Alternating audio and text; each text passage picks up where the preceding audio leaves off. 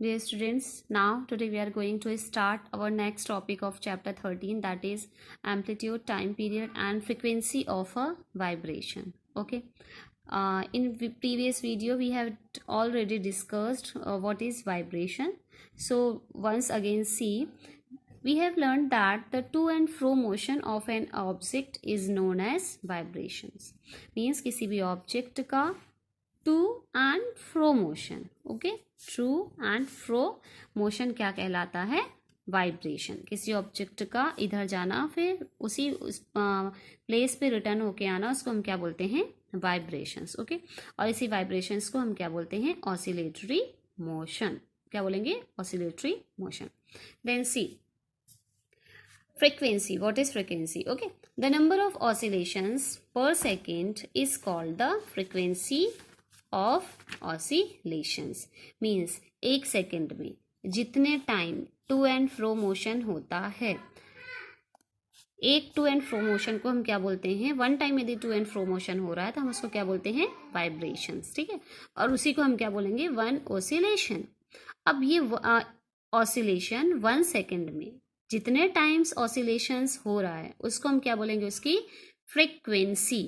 ठीक है, means suppose मान लो कि कोई ऑब्जेक्ट, मीन्स सपोज मान लो ये पेंसिल है. ठीक है, अब ये वन सेकेंड में 1 2 3 4 टाइम ये टैप कर रही है. ठीक है, 4 टाइम्स ये क्या कर रही है? ऐसे ऐसे कर रही है.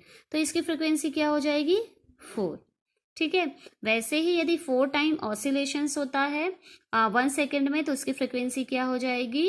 4 हो जाएगी. Okay, so frequency is expressed in hertz. Frequency को हम किस में मेजर करेंगे? हर्ट्ज में मेजर करेंगे. ओके, और इसको हम किससे डिनोट करेंगे? कैपिटल H और small z. Okay, so a frequency of 1 hertz is 1 oscillation per second. This is the definition of frequency. Okay, and if any object oscillates 20 times in 1 second, what would be its frequency? यदि कोई object 20 time oscillate करता है 1 second में तो उसकी frequency क्या होगी? क्या होगी उसकी frequency? 20. Okay, what will be frequency? 20, because यहाँ पे कोई ऑब्जेक्ट 20 टाइम ऑसिलेट कर रहा है 1 सेकेंड में. सो इसकी फ्रिक्वेंसी कितनी हो जाएगी? 20. Okay, and next to amplitude. What is amplitude? Dear students, amplitude and frequency both are related with each other. If frequency is high, then amplitude will be also high, and if frequency is low, amplitude will be also low. And one thing is that यदि frequency ज़्यादा है तो जो sound है वो loud होगा, और यदि एम्पलीट्यूड ज़्यादा है तो भी साउंड क्या होगा? लाउड होगा. ओके, मीन्स यदि फ्रिक्वेंसी एम्पलीट्यूड हाई है तो साउंड क्या होगा? लाउड होगा. If frequency and amplitude low है तो साउंड भी क्या होगा? लो होगा. Okay, and see what is amplitude. So हमने क्या देखा? ये जो वेव होती हैं ऐसे मोशन करती हैं. ठीक है, ये क्या होता है? वेव का ये मोशन है. ओके, ये जो है इसको बोला जाता है ट्रफ. ओके, ऊपर वाले पार्ट को ट्रफ बोला जाता है, और ये नीचे वाले जो बेली का पार्ट है उसको बोला जाता है क्रेस्ट. क्या बोला जाता है? क्रेस्ट. ओके, सो ये जो हाइट है, यहाँ से टोटल हाइट जो है, ठीक है, ये पूरी जो हाइट है यहाँ से लेके यहाँ तक, उसको बोला जाता है एम्पलीट्यूड. क्या बोला जाएगा? एम्पलीट्यूड. मीन्स यदि किसी वेव का एम्पलीट्यूड हाई है तो क्या होगा? उसका साउंड भी ज़्यादा होगा, और यदि एम्पलीट्यूड क्या है? कम है, तो जो साउंड होगा वो भी क्या होगा?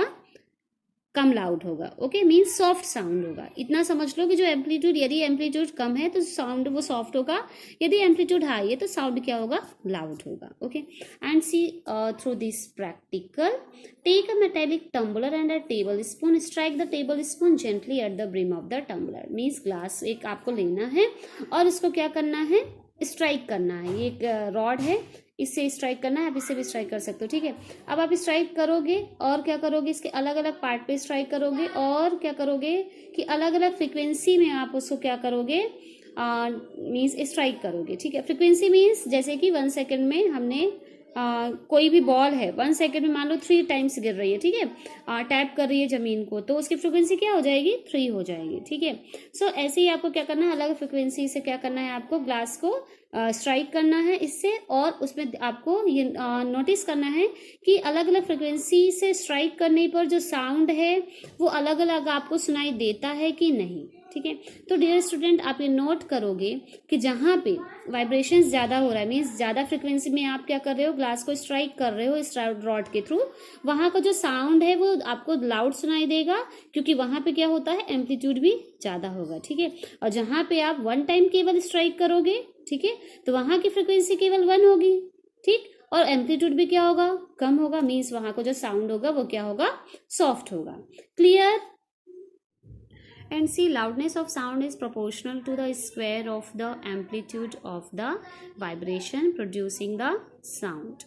Means जो sound की loudness है वो क्या होगी, amplitude के क्या होगी, proportional होगी, amplitude के square के क्या होगी, proportional होगी, ठीक है। Means यदि amplitude twice हो रहा है, twice टाइम बढ़ रहा है, तो जो loudness है वो 4 टाइम्स बढ़ेगी, ठीक है। यदि आप एम्पलीट्यूड को 2 टाइम्स इंक्रीज कर रहे हो तो जो लाउडनेस है 4 टाइम्स इंक्रीज होगी। समझ में आया? Then loudness is expressed in a unit called decibel. अब जो लाउडनेस होती है वो डेसिबल में हम उसको क्या करते हैं, मेजर करते हैं।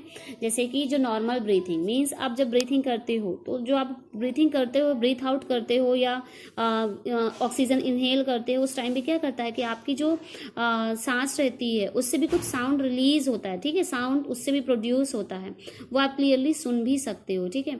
तो जो वो साउंड है, ठीक है, उसका जो है वो कितना है, मीन्स कितना है उसका 10 डेसिबल, ठीक है। जो साउंड प्रोड्यूस हो रहा है, कितने अमाउंट में साउंड प्रोड्यूस हो रहा है, 10 डेसिबल, ठीक है। सॉफ्ट विस्पर मीन्स वो जो खुसुर पुसुर करते हैं, ठीक है, आप किसी के कान में जो कुछ बोलते हो धीमे से, उसका साउंड कितना है, 30 डेसिबल।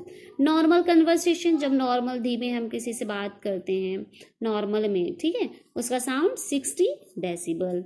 बिजी ट्रैफिक में जब आप फंस जाते हो तो बहुत लाउड साउंड आपको सुनाई देता है उस समय पे, 70 डेसिबल, ठीक है, उसकी लाउडनेस। और एवरेज जो फैक्ट्री वगैरह में वर्क होता है तो वहाँ पे साउंड जो प्रोड्यूस होता है 80 डेसिबल।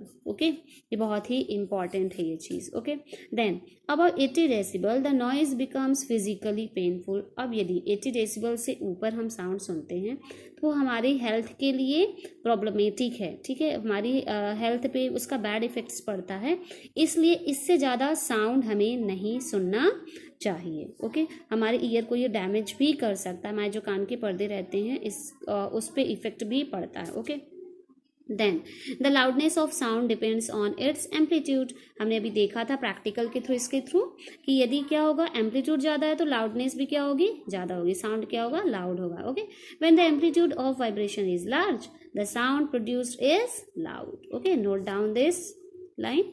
एम्पलीट्यूड क्या होगा, यदि लार्ज होगा तो जो साउंड है वो क्या होगा, वो भी लाउड होगा। Okay, and when the amplitude is small the sound produced is feeble. Means amplitude small है तो जो साउंड है वो भी क्या होगा, वो क्या होगा, सॉफ्ट होगा। Okay, then see here, compare the sound of a baby with that of an adult, is there any difference? Even if two sounds are equally loud they differ in some way, let us see how.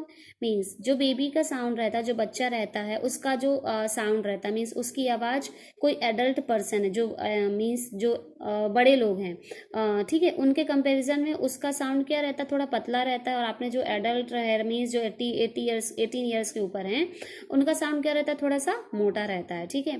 तो दोनों की आवाज़ में क्या है, difference है। अब ये डिफरेंस क्यों है, ठीक है, ये डिफरेंस क्यों है, तो ये डिफरेंस क्यों है, इसका रीजन क्या है, फ्रीक्वेंसी, ठीक है। See, even if two sounds are equally loud they differ in some way, let us see how. Means यदि दो साउंड निकल रहे हैं, दोनों क्या हैं, दोनों की जो लाउडनेस है वो सेम है, फिर भी वो कुछ वेज में क्या होते हैं, एक दूसरे से डिफरेंस होते हैं। अब ये डिफरेंस फ्रिक्वेंसी के कारण होगा, ठीक है। यदि अब ये जो बेबी का साउंड होता है वो थोड़ा पतला होता है, ठीक है, और क्यों, क्योंकि इनकी जो फ्रिक्वेंसी होती है इनके साउंड की वो बहुत ज़्यादा होती है, और जो एडल्ट रहते हैं उनके साउंड की जो फ्रिक्वेंसी होती है, मीन्स उनकी जो आवाज़ होती है, जो उसकी फ्रिक्वेंसी रहती है, वो क्या होगी, एज कंपेरिजन टू बेबी कम होती है, ठीक है। Then The frequency determines the shrillness or pitch of a sound. If the frequency of vibration is higher, we say that the sound is shrill. Means यदि क्या है, वाइब्रेशंस जो हो रहा है उसकी फ्रीक्वेंसी यदि ज़्यादा है तो साउंड क्या है, श्रिल है, ठीक है, means higher pitch, okay. And if the frequency of vibration is lower, we say that the sound has a lower pitch. Means यदि फ्रीक्वेंसी कम है, वाइब्रेशन की फ्रीक्वेंसी कम है, तो क्या होगा, जो साउंड के पीछे वो क्या होगी, लो. और यदि फ्रीक्वेंसी ज़्यादा है, वाइब्रेशंस की फ्रीक्वेंसी ज़्यादा है, तो जो साउंड के पीछे वो भी क्या होगी, हाई होगी, ओके. एंड हियर यहाँ पे जो श्रिल लिखा हुआ है उसकी मीनिंग होती है लाउड, ओके. मीन्स यदि क्या है, फ्रीक्वेंसी हायर है तो साउंड हाई होगा, उसकी पिच हाई होगी. और यदि फ्रीक्वेंसी, वाइब्रेशन की फ्रीक्वेंसी क्या है, लो है, तो जो उसका साउंड है वो क्या होगा, लो होगा. और फ्रीक्वेंसी क्या होगी, सॉरी, जो पिच है वो भी क्या होगी, लो होगी. क्लियर. देन अब यहाँ पे आपको एग्जाम्पल्स दिया है. For example, a drum vibrates with a low frequency, therefore it produces, means यदि आप यहाँ पे क्या करते हो, लो फ्रिक्वेंसी से क्या करते हो, ड्रम को वाइब्रेट करते हो, तो यहाँ पे क्या होगा, जो साउंड है वो कैसा प्रोड्यूस होगा, लो होगा कि हाई हाई होगा. जो साउंड है वो क्या होगा, लाउड नहीं होगा, बल्कि साउंड यहाँ पे सॉफ्ट प्रोड्यूस होगा, क्योंकि फ्रिक्वेंसी क्या है यहाँ पे, लो है, okay. And see here, a low pitched sound, means यदि आपने ड्रम को लो फ्रिक्वेंसी से क्या किया, बजाया है, तो जो उसका साउंड है वो लो पिच का साउंड होगा. और यदि आपने क्या किया, see here, on the other hand a whistle has a high frequency and therefore produces a sound of higher pitch. Means यदि आपने क्या किया है कि किसी व्हिस्टल को हाई फ्रिक्वेंसी से उसको तेज बजाया है, ठीक है, बहुत तेजी से, तो क्या होगा, वहां का जो साउंड होगा क्या होगा, हाई पिच का साउंड होगा, ओके.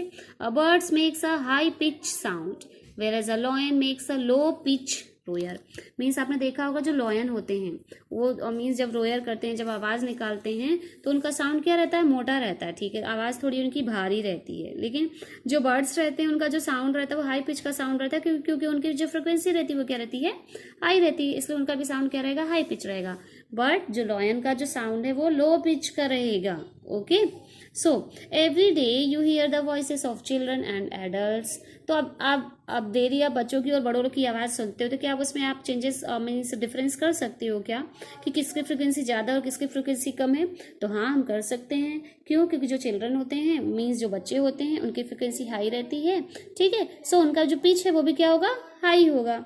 और यदि जो एडल्ट्स होते हैं उनकी फ्रिक्वेंसी लो रहती है, और इसलिए उनका जो साउंड होता है उसकी जो पिच होती है वो भी क्या होगी, लो होगी, okay. And see here, can you say that the frequency of the voice of a child is higher than that of an adult? Yes, हमने देखा है जो चाइल्ड की वॉइस की फ्रिक्वेंसी होती है वो हायर होती है एज कंपेरिजन टू एडल्ट. ऐसे ही क्या होता है, जो वुमेन के साउंड की जो फ्रिक्वेंसी होती है वो मैन के कंपेरिजन में क्या होगी, हाई होगी. मीन्स वो मैन के जो साउंड की पिच होगी वो हाई होगी मैन के कंपैरिजन में.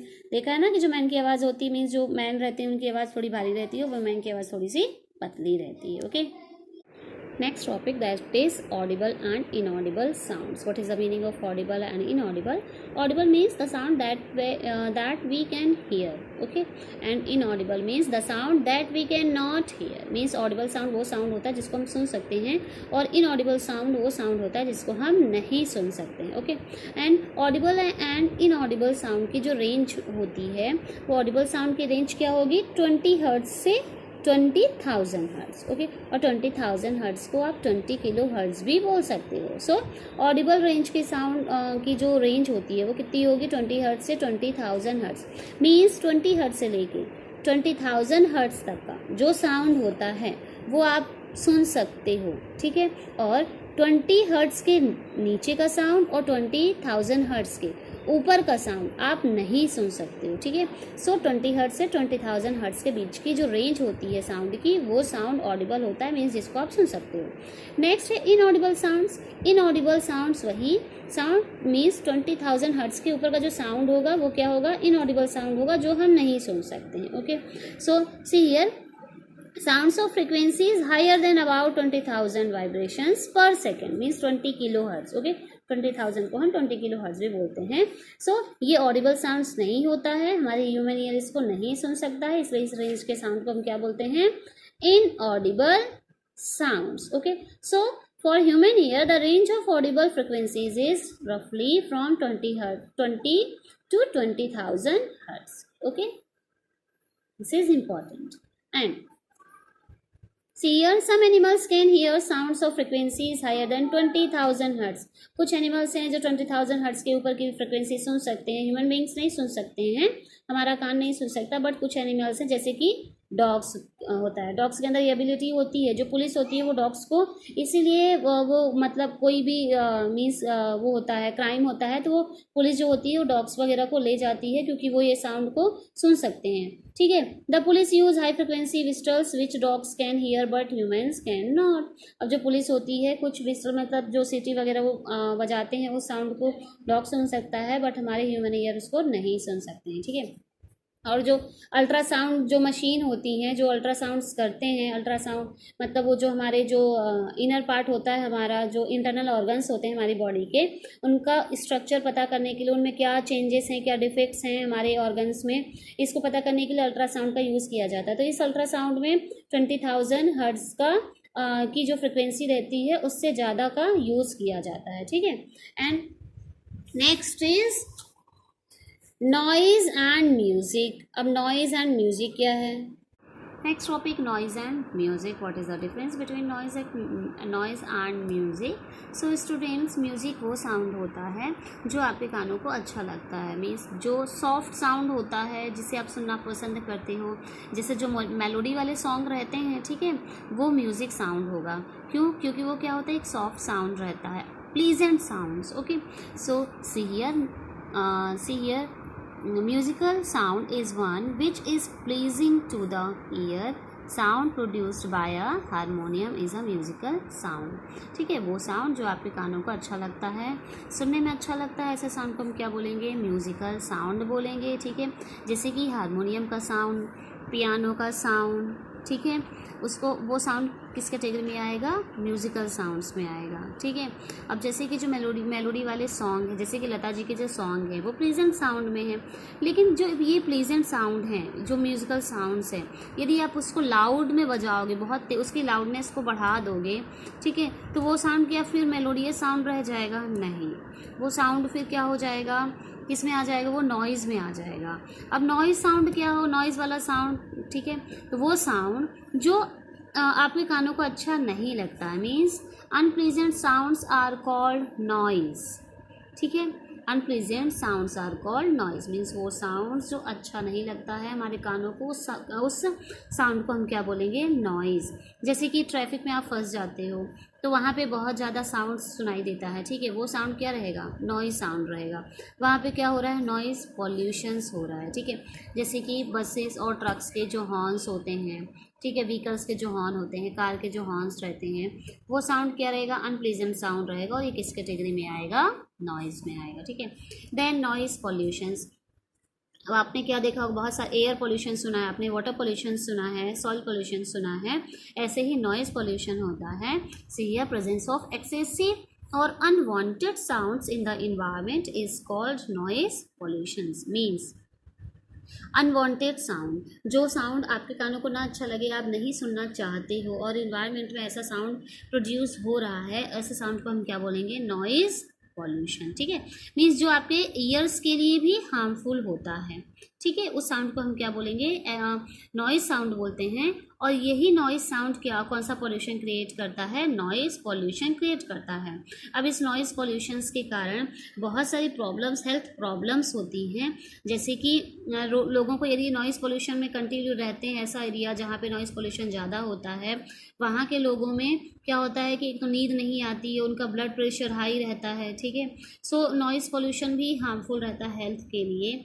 अब यहाँ पे देखो नॉइज़ पॉल्यूशंस का मेजर जो कॉजेज़ है, major causes of noise pollutions are sounds of vehicles, explosions including bursting of crackers means पटाखों का फूटना, ठीक है, मशीन्स, लाउड स्पीकर्स एक्सेट्रा. कहीं पे ज़्यादा अब लाउड स्पीकर्स बजता है तो वहाँ पे क्या होता है? वहाँ पे नॉइज़ पॉल्यूशन हो रहा है. ठीक है. Television, transistors, radio at high volume, some kitchen appliances, deserts, coolers, air conditioner all contribute to noise pollution. Cooler जब चलता है उससे बहुत ज़्यादा साउंड निकलता है, वो भी नॉइज़ पोल्यूशन क्रिएट करेगा। किचन में जब हम मिक्सर वगैरह चलाते हैं उससे बहुत तेज़ साउंड निकलता है, वो भी नॉइज़ पोल्यूशन क्रिएट करेगा। जब हम रेडियो लाउड में बजाते हैं, टेलीविज़न का साउंड जब हम तेज कर देते हैं, वो भी नॉइज़ पोल्यूशन के लिए रिस्पॉन्सिबल है। Okay, and then what are the harms of noise pollution? So there are many harmful effects of noise pollution, such as lack of sleep, hypertension means high blood pressure, anxiety, and many more health disorders may be caused by noise pollution. Anxiety होगी, ठीक है, hypertension होगा, नींद कम आएगी, sir में दर्द रहेगा, headache रहेगा, ठीक है। सो ये सारी चीज़ें प्रॉब्लम्स किसके थ्रू क्रिएट हो रही हैं? नॉइज पोल्यूशन के थ्रू ये क्रिएट हो रही है। Okay, and see here, a person who is exposed to a loud sound continuously may get temporary or even permanent impairment of hearing. Means वो पर्सन जो कंटिन्यू लाउड साउंड सुनेगा या ऐसे एटमॉस्फेयर में, ऐसे इन्वायरमेंट में रहता है जहाँ पे नॉइज़ पॉल्यूशन ज़्यादा है, तो क्या होगा कि वो पर्सन को या तो फिर सुनने में प्रॉब्लम धीरे धीरे होने लगेगी, उसकी जो सुनने की कैपेसिटी है वो कम हो जाएगी, नहीं तो फिर परमानेंटली वो क्या हो जाएगा? परमानेंटली वो बहरा हो जाएगा, उसको सुनाई नहीं देगा, ठीक है। इसलिए हमें क्या करना है कि नॉइज़ पॉल्यूशन वाला एरिया में हमें नहीं रहना चाहिए, और जो हमें खुद भी नॉइज़ पॉल्यूशन नहीं करना चाहिए। घर में लाउड स्पीकर वगैरह उसको तेज में नहीं सुनना चाहिए, ठीक है। See a measure to limit noise pollution. अब नॉइज़ पॉल्यूशन को कंट्रोल करने के लिए हमें क्या क्या करना चाहिए, ठीक है। Next is measures to limit noise pollution. So means हम नॉइज़ पोल्यूशन को कैसे हम कम कर सकते हैं। सो इसके लिए बहुत सारी चीज़ें हैं जो हम कर सकते हैं और जिसके थ्रू नॉइज़ पोल्यूशन कम किया जा सकता है। See silencing devices must be installed in aircraft engines, transport vehicles, industrial machines and home appliances. Means जो साइलेंसिंग डिवाइसेस रहती हैं वो क्या करती हैं कि साउंड को रिड्यूस करती हैं, ठीक है। अब यदि ये साइलेंसिंग डिवाइसेस इंजन में, ट्रांसपोर्ट व्हीकल्स जो हैं उनके इंजन में, इंडस्ट्रियल जो भी मशीन्स हैं, और जो भी हम होम अप्लायंसेस जो हमारे होम में, मतलब हमारे घरों में ऐसी डिवाइसेस जिससे साउंड प्रोड्यूस होता है, यदि हम ये साइलेंसिंग डिवाइस फिट कर देते हैं तो वो उनसे जो साउंड प्रोड्यूस होगा, जो भी हम मशीन यूज़ कर रहे हैं, जो भी व्हीकल हम यूज़ कर रहे हैं, तो उनसे जो साउंड प्रोड्यूस होगा तो साइलेंसिंग डिवाइसेस क्या करेंगी? वो साउंड को रिड्यूस कर देंगी, ठीक है, जिससे कि कम आवाज़ आएगी। एंड नेक्स्ट, यदि आप किसी रेजिडेंशियल एरिया में रह रहे हो, मीन्स जहाँ पे आप रह रहे हो, अब वहाँ पे नॉइज़ पोल्यूशन कैसे आप कम कर सकते हो? सो इसके लिए क्या करना है कि वहाँ पे जहाँ पे आप रहते हो वहाँ पे कोई भी इंडस्ट्री नहीं होनी चाहिए, इंडस्ट्री को आपके एरिया से दूर होना चाहिए, ठीक है। So noise producing industry should be set up away from such areas. ऐसी इंडस्ट्री जहाँ से नॉइज़ को जो प्रोड्यूस करती हैं वो इंडस्ट्री आपके एरिया से दूर होना चाहिए, ठीक है। Use of automobile horns should be minimised. अब जो भी ऑटोमोबाइल्स में जो हॉर्न्स बजते हैं वो उनकी जो साउंड है वो थोड़ा कम रहना चाहिए, उसमें जो हॉर्न्स है उसका साउंड कम रखना चाहिए। TV and music system should be run at low volume. जो भी आप घर पे टीवी सुन रहे हो, म्यूजिक सिस्टम सुन रहे हो लाउड स्पीकर पे, तो लाउड स्पीकर पे तेज नहीं बजाना है आपको, और टीवी भी आपको तेज वॉल्यूम में नहीं सुनना है। एक ऐसी ही वॉल्यूम आप रखो जो कि से आपको सुनाई दे, ये नहीं उससे ज़्यादा, क्योंकि आपके ईयर भी डैमेज हो सकते हैं। Okay, trees must be plant along the roads and around buildings to cut down on the sounds reaching the sides. अब जो ट्रीज होते हैं वो क्या करते हैं कि साउंड को वो क्या करते हैं? एब्जॉर्ब करते हैं। मीन्स यहाँ पे क्या हो रहा है, यदि वो साउंड को एब्जॉर्ब करेंगे तो उस एरिया में जहाँ पे ट्रीज लगे हुए वहाँ पे नॉइज पोल्यूशन कम होगा, ठीक है। क्यों? क्योंकि ट्रीज क्या करेंगे? नॉइज को एब्जॉर्ब कर रहे हैं। नॉइज पोल्यूशन मीन्स साउंड को एब्जॉर्ब कर रहे हैं, ठीक है। सो वहाँ पे जो साउंड है वहाँ पे यदि लाउड भी है तो क्या होगा कि साउंड वहाँ पे कम सुनाई देगा, ठीक। जैसे कि आप देखते हो कि यदि खाली कमरे में आप बैठे हो, वहाँ पे आवाज़ आप निकालते हो तो वो साउंड ज़्यादा सुनाई देता है, ठीक है। लेकिन यदि कहाँ पे, जहाँ पे आप हो, रूम वगैरह जो फील रहता है आपका, यदि वहाँ पे आप कोई साउंड प्रोड्यूस करते हो तो वो साउंड एब्जॉर्ब हो जाता है, क्योंकि कर्टेन्स लगे रहते हैं, बहुत सारे सामान रहते हैं, तो वो एब्जॉर्ब कर लेते हैं साउंड को, जिसके कारण फिर आवाज़ नहीं गूंजती है। ऐसे ही जो ट्रीज रहते हैं वो क्या करते हैं? साउंड को एब्जॉर्ब करते हैं। इसलिए रोड के किनारे, ठीक है, और आप जहाँ रहते हो वहाँ पे ट्रीज लगाना जरूरी होता है। Okay, so we have finished this chapter.